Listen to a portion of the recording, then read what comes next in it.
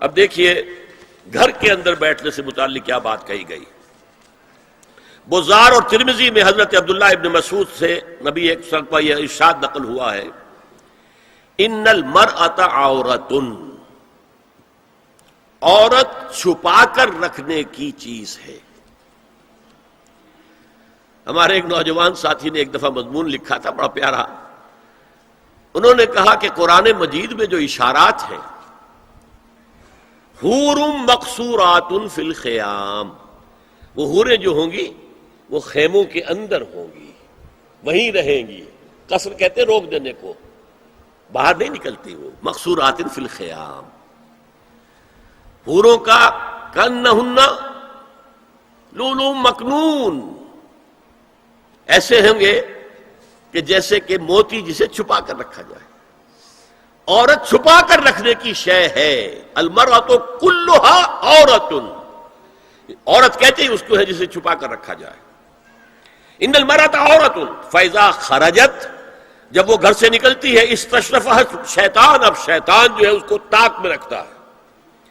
واقرب ما تکون بروحۃ ربھا وہی فی قعر بیتھا، وہ اپنے رب کی رحمت سے قریب ترین ہوتی ہے جبکہ اپنے گھر کے بھی کسی اندرونی حصے میں.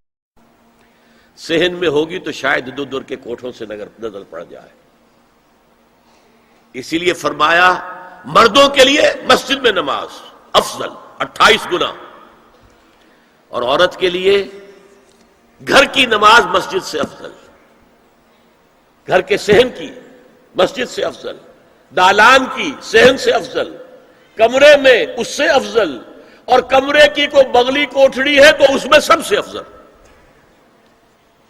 یہ احادیث نبی اکرم صلی اللہ علیہ وسلم مزاج ہے نا، اس سے بن رہا ہے، ایک معاشرت وجود میں آ رہی ہے. یہ ساری چیزیں کیوں آ رہی ہیں؟ اور سنیے، عبداللہ ابن احمد ابن حنبل نے زوائد الزہد میں اور ابن ابی شیبہ نے، ابن سعد نے اپنی کتابوں میں مسروق کی روایت نقل کی ہے کہ حضرت عائشہ جب تلاوت قرآن کرتے ہوئے اس آیت پر پہنچتی تھی وَقَرْنَ فِي بُيُوتِكُنَّ، تو بے اختیار رو پڑتی تھی. قرآن کہتا ہے اپنے گھروں میں رہو. حضرت عائشہ نے شہادت عثمان کے بعد باہر نکل کر لشکر کی قیادت کی. پھر ساری عمر افسوس رہا کہ میں نے غلط کام کیا. دیکھیے کیا معاملہ تھا. حضرت علی رضی اللہ تعالیٰ سے جنگ کی تھی، 10,000 آدمی ایک رات میں مرے، لیکن حضرت علی کا کردار کیا تھا؟ یہ نہیں کہ اب عائشہ شکست ہو گئی ہے تو لوڈی بنا لوں. انا للہ و انا الیہ راجعون. اتنا احترام کیا ہے، مدینے کی چند عورتوں کو ساتھ دے کر بڑے احترام سے مدینے پہنچا دیا، وہاں کی عورتوں، کوفے کی عورتوں کو ساتھ دے کر، اور صرف یہ کہا کہ آپ کی یہ ذمہ داری نہیں تھی، آپ نے یہ ذمہ داری خام خواہ لے لی. صرف یہ، اور کچھ نہیں، کوئی ملامت نہیں.